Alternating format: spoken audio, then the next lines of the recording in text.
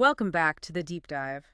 Today, we're really digging into something fundamental, I think. It's about making software that lasts, avoiding that messy collapse later on. Yeah, exactly. We're talking about architectural documentation. And the source material had this great line, maybe a bit cheesy but true.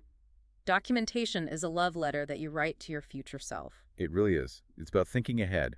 So today we're looking at how to actually do that documentation for software architecture, not just drawing boxes, but, communicating the design clearly, precisely. Yeah. So everyone involved actually gets it. Junior dev, CEO, whoever. Right. The main takeaway here is that documentation isn't something you tack on at the end. Right. It can't be an afterthought. No.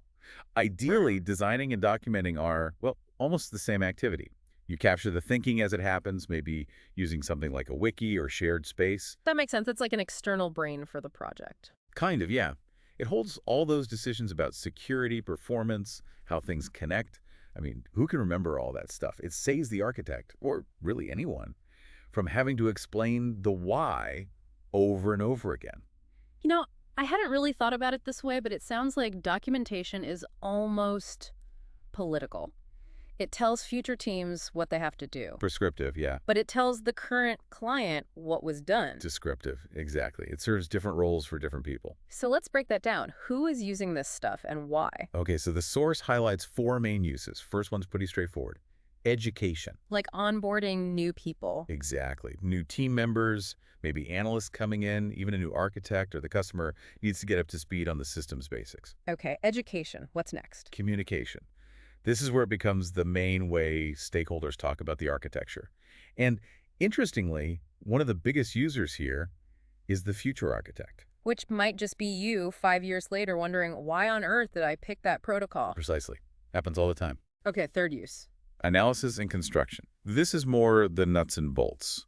It's the blueprint for the developers, tells them what modules to build, how they connect, and critically, it's what you use to check if the design actually meets its goals, like performance targets, or how easy it is to change later. Makes sense. And the last one. Forensics. Ah, the middle of the night emergency call scenario. You got it. When something breaks, the documentation showing the as-is architecture, well, it can save you hours, maybe days, of detective work trying to figure out what went wrong where, especially with complex distributed systems. Okay, so it sounds like good documentation is really about managing risk and ensuring things keep working, right? Whether you're building it or fixing it. That's a good way to put it. And to do that reliably, you need a clear language, a notation. Right, and the source talks about a spectrum here, doesn't it? From scribbles to super formal stuff. Yeah, exactly. At one end, you've got informal notations. Think whiteboard drawings, quick PowerPoint sketches, basic box and line diagrams. Easy to make, but... But the meaning isn't precise. It depends entirely on whoever's explaining it. You can't really analyze it automatically. Okay, so moving up a bit.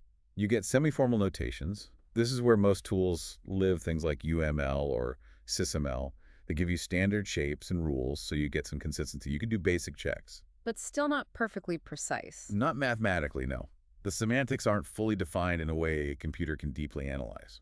Which brings us to the top end. Formal notations, or ADLs, architecture description languages. Right. These are mathematically precise. They have strict semantics. So you can do deep analysis, automated checks, maybe even simulations. Yes, absolutely.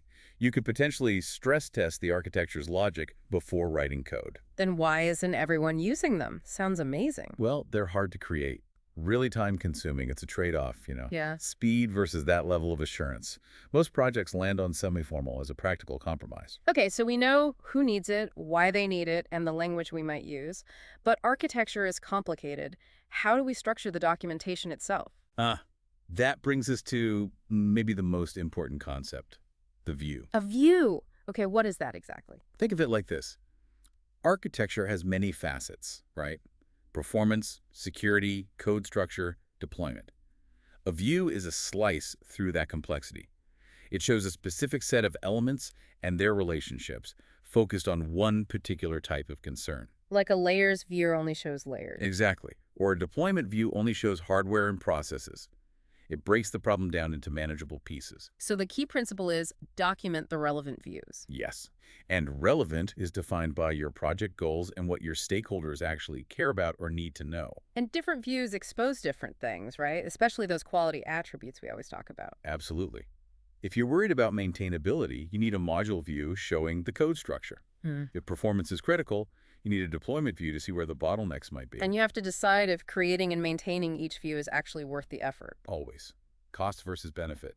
Okay, let's get into the main types of views. The source talks about three main structural categories. That's right. First up, module views. Okay, module views, what are they showing us? These show the static structure of the code, how it's organized. The elements are things like classes, components, layers, the implementation units. And the connections are things like depends on or is part of. Exactly. Static relationships. These views are essential for planning work, figuring out the impact of a change, explaining the code base. They directly support things like modifiability, portability, and reuse. But they often get out of date, don't they? If you don't diligently track how the actual code relates back to the documented responsibilities. That's the constant battle, yes. Yeah. And their big limitation is they tell you almost nothing about how the system behaves when it's actually running. For that, we need. Component and connector views, or CNC views. Now we're talking runtime. Okay, so the elements here are different. Totally different. Elements are things that exist at runtime, processes, services, data stores, objects, and the connectors aren't just lines.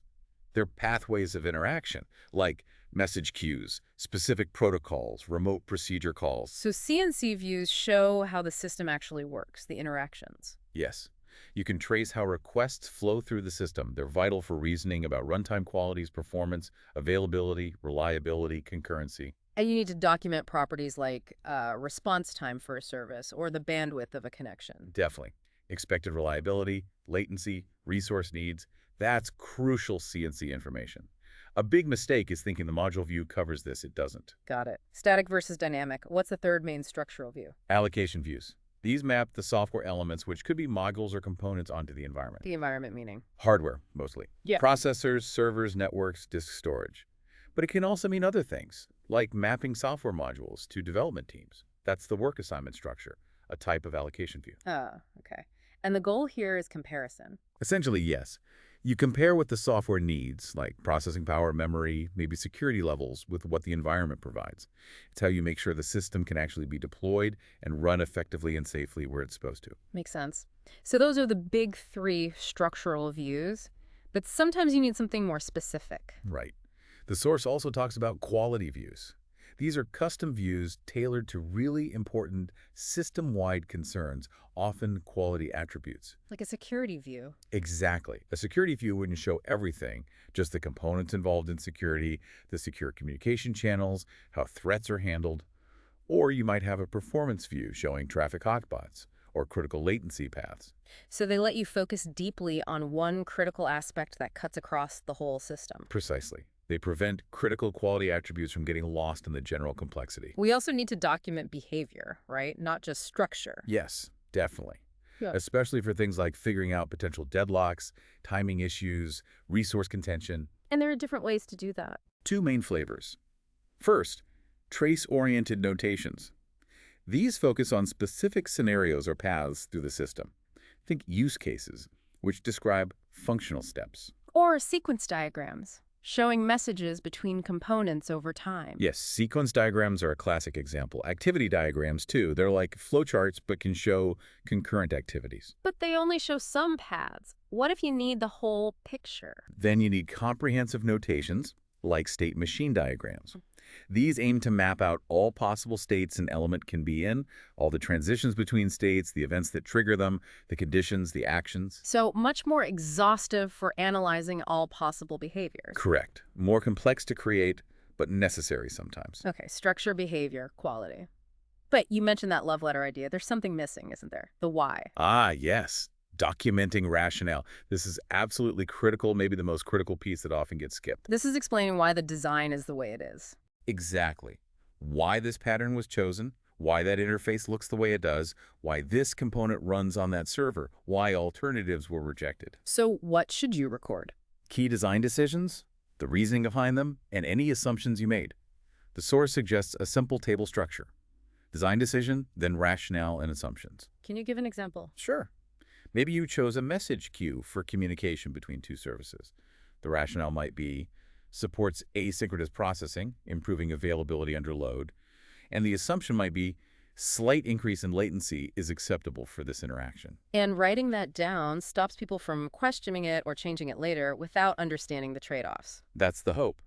It prevents wasting time re-arguing settled decisions, or worse, accidentally breaking a key quality attribute because you didn't understand the original reason for a design choice. Okay, switching gears a bit to the practical side. Different people need different parts of this documentation, right? Developers versus testers. Yeah, definitely. Developers usually need the big picture, then details about the parts they're working on, interfaces, data models, code locations, constraints. So module, CNC, allocation views are key for them. And testers, integrators. They often need more of a black box view. Interface specs are crucial. How is it supposed to behave? They use the views to plan testing, especially integration testing piece by piece. Modules, CNC, allocation views are useful for them too, but for different reasons. What about actually maintaining this documentation, especially with modern tools? Well, using online tools like wikis is great for collaboration and keeping things accessible, but you need control. You need clear permissions on who can actually change the core architectural documents versus who can just comment or discuss. Otherwise, it could become chaos. And what about systems that change really fast, like with continuous deployment or dynamic service discovery? Can documentation even keep up? That's a huge challenge for these dynamic architectures. Documenting every single state is impossible, pointless even. So what's the solution? Just give up. No, you shift focus. Instead of documenting the exact structure at any given moment, you document the invariants. Invariants, meaning The things that must always be true, no matter how the system rearranges itself. Like, all services must expose health check endpoints, or communication between these zones must use this security protocol. You also document the rules for how the architecture is allowed to change a variability guide. so you're documenting the constraints and the rules of evolution rather than a static snapshot. Exactly. It becomes less about blueprinting a fixed structure and more about governing a dynamic system. And underlying all of this, connecting design back to purpose is Traceability. You need to be able to link your architectural decisions back to the requirements or business goals that prompted them. We often call these ASRs architecturally significant requirements. so you can prove the architecture actually addresses what it was supposed to address. Right. It ensures the architecture is fit for purpose. If you can trace all ASRs to architectural elements and decisions, you're in good shape. Okay, wow. That was a lot, but really useful. So, wrapping up this deep dive. Yeah, the key takeaways seem to be know your audience, choose the right views for their needs, whether structural or quality-focused use notation that fits the purpose, and critically, always record the rationale, the why behind your decisions. That love letter needs the reasons, not just the facts. Couldn't have said it better. All right, so here's a final thought for you, our listener, to chew on, especially thinking about those dynamic systems.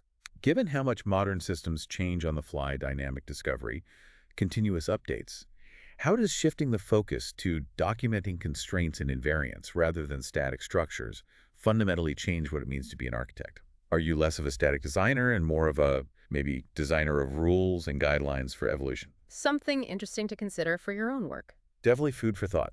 Thanks again for sharing the source material with us for this deep dive.